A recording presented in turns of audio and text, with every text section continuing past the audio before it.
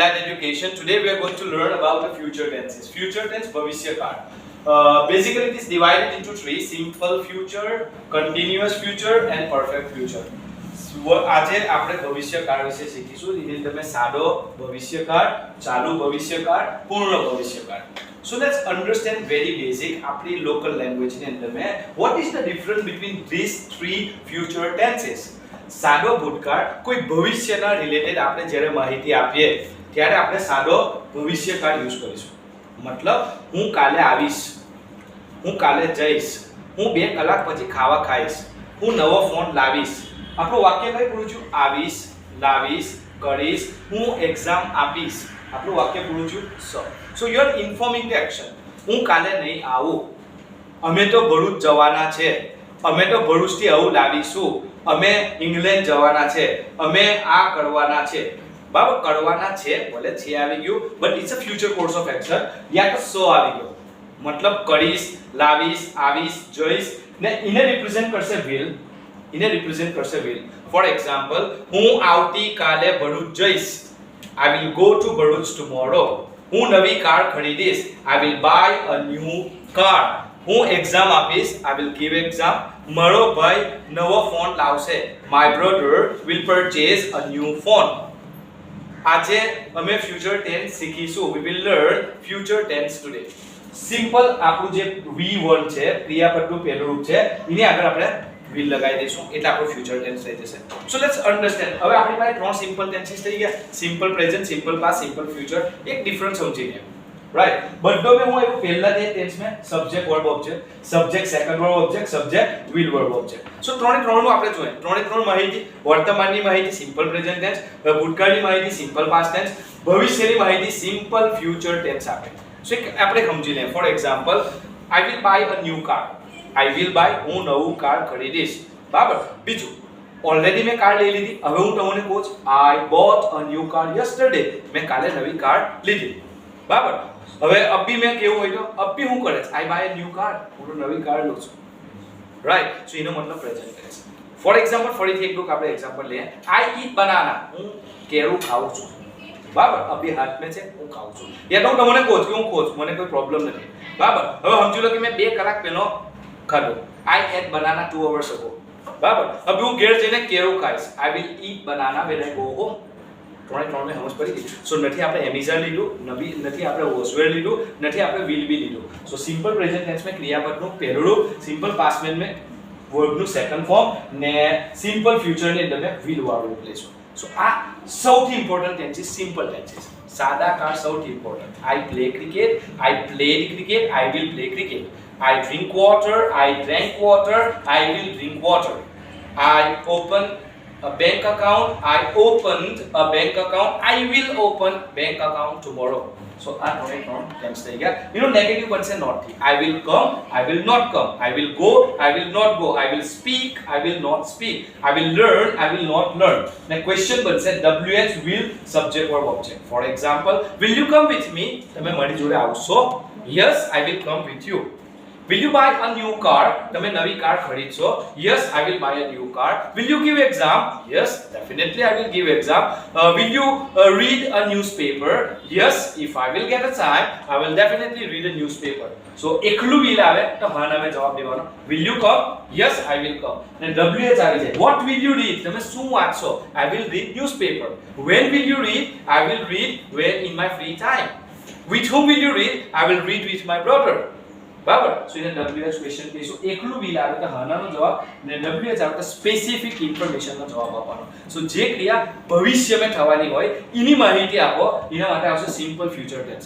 જે ક્રિયા ભવિષ્યમાં થવાની છે, જે ક્રિયા ભવિષ્યમાં થવાની છે એની માહિતી આપવા આપણે એને ગુજરાતીમાં આપણું વાક્ય એન્ડ થાય વિથ કરીશ, જઈશ, આવીશ, લાવીશ, આપીશ. This is how we speak a future tense. Let's move on to the next tense and that is continuous future tense.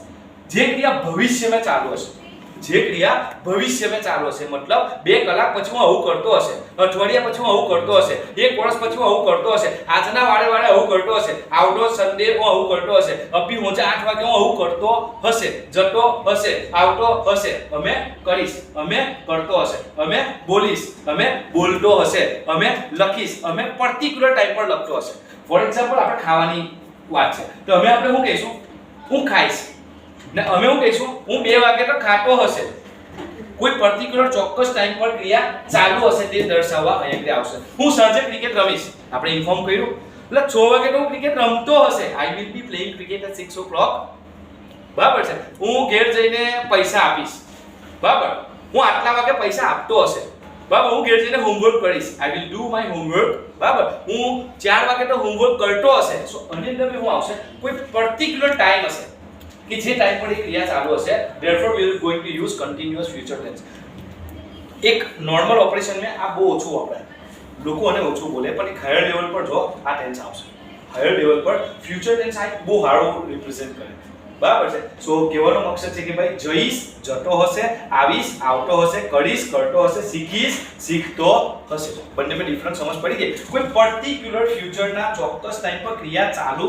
હશે તેના માટે દર્શાવવા આવશે રાઈટ એનું ફોર્મ્યુલા બનશે subject will be verb ing object I will be buying a new car હું નવી car ખરીદતો હશે I will be speaking English હું અંગ્રેજી બોલી રહ્યો હશે I will be drinking water હું પાણી પી રહ્યો હશે I will be sleeping હું સૂઈ રહ્યો હશે I will be learning હું શીખી રહ્યો હશે I will be going હું જઈ રહ્યો હશે I will be giving હું આપી રહ્યો હશે right let's move on to the next tense and that is perfect future tense પૂર્ણ ભવિષ્યકાળ જે ક્રિયા પૂરી થઈ ગઈ એની અસર ભવિષ્યમાં ચાલુ હશે અને આપણે સમજી લઈએ આ તો માહિતી આપે આ સ્થિતિ બતાવી અસર હું કહેવા માંગે મતલબ સમજી લો કે એક જગ્યા છે બરાબર હવે એની પર અહીંયા ઘર બનશે સિમ્પલ ફ્યુચર ટેન્સ એનો પ્લાન આવી ગયો એનો આર્કિટેક્ટ આવી ગયો એનો મટીરીયલ આવી ગયો અહીંયા ઘર બનશે બરાબર હવે ઘર બનવાનું ચાલુ થઈ ગયું બરાબર